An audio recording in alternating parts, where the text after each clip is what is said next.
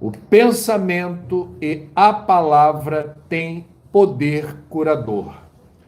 O corpo é o veículo através do qual se manifestam no plano terrestre o espírito e a alma, da qual o corpo é apenas o reflexo materializado. Por isso, o corpo espelha aquilo que pensamos, na saúde e na enfermidade, porque recebemos de acordo com os nossos pensamentos e somos aquilo que pensamos. Pense sempre certo para ter saúde perfeita. Óbvio que Pastorino tinha plena noção de que não é possível pensar sempre certo.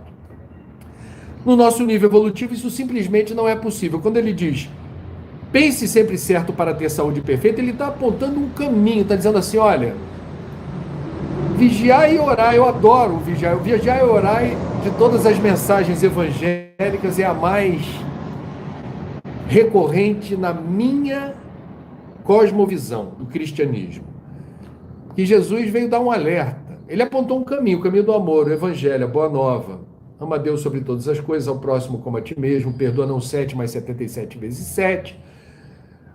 Seja bom, misericordioso, o sermão da montanha, bem-aventurados os pobres de espírito, os aflitos, os que foram alvo de justiça. Ele trouxe uma mensagem redentora. Mas no nível evolutivo em que nos encontramos, o vigiar e orar é um bom ponto de partida. É um bom ponto de partida. Porque se você se distrai, dispersa, fica numa vibe meio alienada das coisas, é um barco à deriva no oceano, sem rumo. Ah, André, eu prefiro assim. Arque com as consequências. É melhor você ter direção.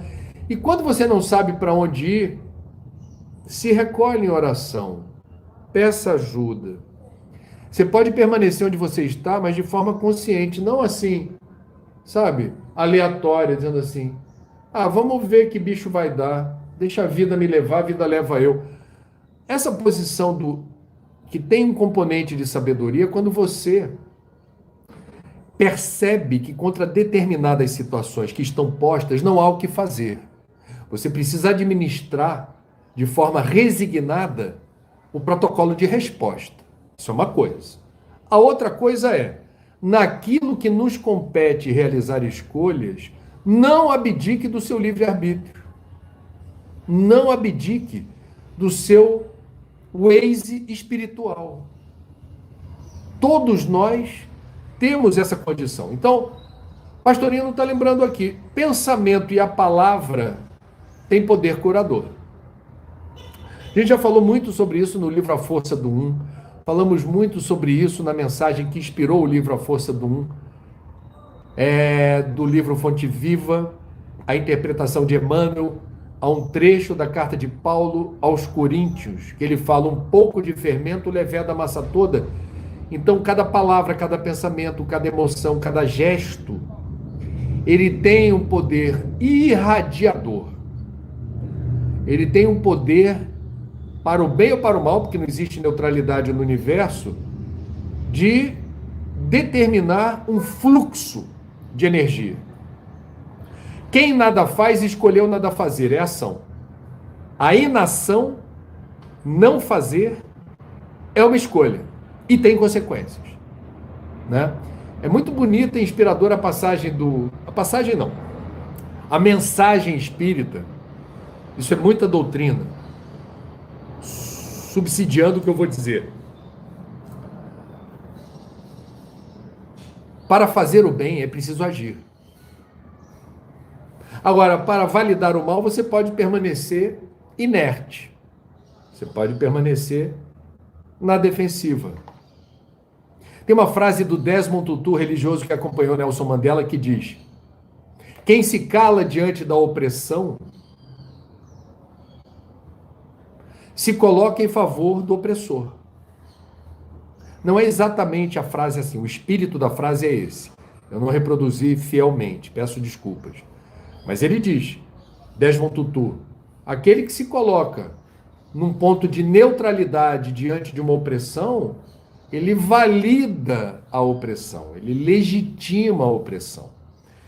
Então a gente tem sim, através do pensamento e da palavra, o poder de transformar para melhor as coisas.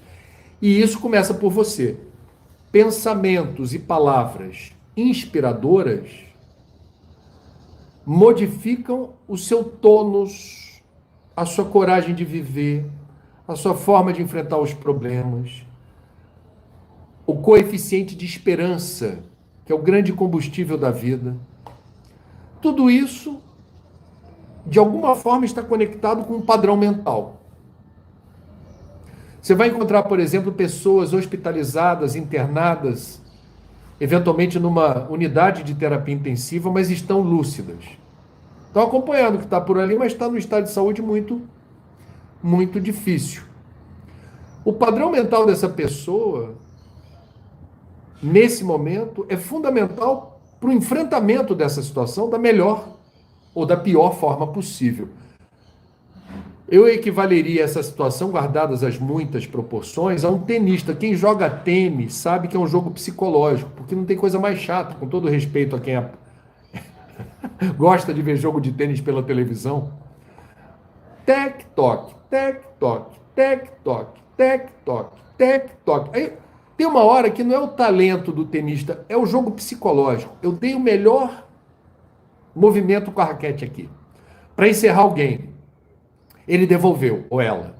Eu fui lá e me esmerei, me esforcei, estiquei todo o corpo para dar o golpe fatal e levar o game. Ele respondeu, ou ela respondeu. Tem uma hora que o tenista diz assim, nada do que eu estou fazendo está dando certo. Então você tem que ter, a noção, é isso que ele está dizendo. O pensamento e a palavra têm poder curador, revigorante, encorajador, mobilizador, sabe? É uma postura mental. Na literatura médica, como eu dizia, uma profusão de estudos mostrando o quê? Que você vai ter duas pessoas com o mesmo diagnóstico grave de um determinado problema de saúde. A forma como essas duas pessoas enfrentam o mesmo problema é claramente diferente a partir daquela que tem ou o recurso da prece ou o recurso da meditação. É muito interessante. O quadro de saúde é grave para os dois. Aquele que se conduz nessa toada de trabalhar mentalmente a esperança, a fé, a resiliência psíquica e emocional, enfrenta esse problema com outra perspectiva, de outra maneira.